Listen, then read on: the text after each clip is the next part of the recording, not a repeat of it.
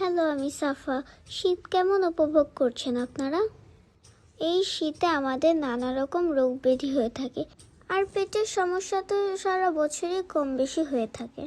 আজকে পেটের অসুখের ওষুধের একটি রেসিপি দেখাবো। কি শুনতে খুব জটিল শোনাচ্ছে? আসুন সহজভাবে বলি। আম্মু বাজার থেকে থানকুনি পাতা এনেছে। এটাকেই আজকে আমরা ভর্তা করে দুপুরবেলায় ভাতের সাথে খাবো।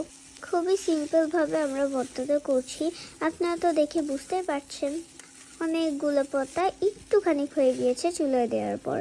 আসলে থানকুনি পাতার গুণাবলী বলে শেষ করা যাবে না। পেটের বিভিন্ন রকমের অসুখ বিসুখের এই একটাই ওষুধ। এটাকে ভর্তা বানিয়ে, বড়া বানিয়ে এবং ভাজি করেও খাওয়া যায়। অনেকে তো থেতো করে বা ব্লেন্ডার করে এর রস বের করে খায়। একদম ডিরেক্ট রস, যেটা বড়দের জন্য খুবই উপকার।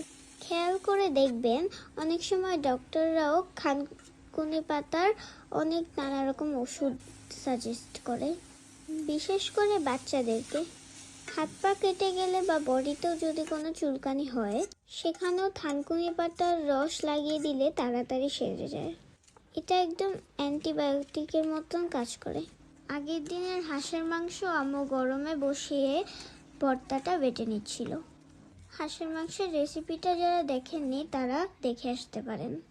এই তো ভর্তা রেডি, এবার খাবার পালা। ভিডিওতে তো বুঝতেই পেরেছেন এবার ভর্তাটা কিভাবে করা হয়েছে। প্লেটে গরম ভাতের সাথে আম্মু ভর্তা, হাঁসের মাংস এবং শুটকির তরকারি দিয়ে দিল। এই তো ব্যাস, আজকের লাঞ্চটা যে কি দারুণ মজা লেগেছিল। ভর্তাটার এক অন্যরকম স্বাদ। দেখুন ভাতটা কি সুন্দর সবুজ রঙের হয়ে গিয়েছে।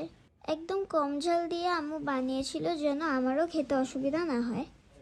আপনারাও ট্রাই করবেন।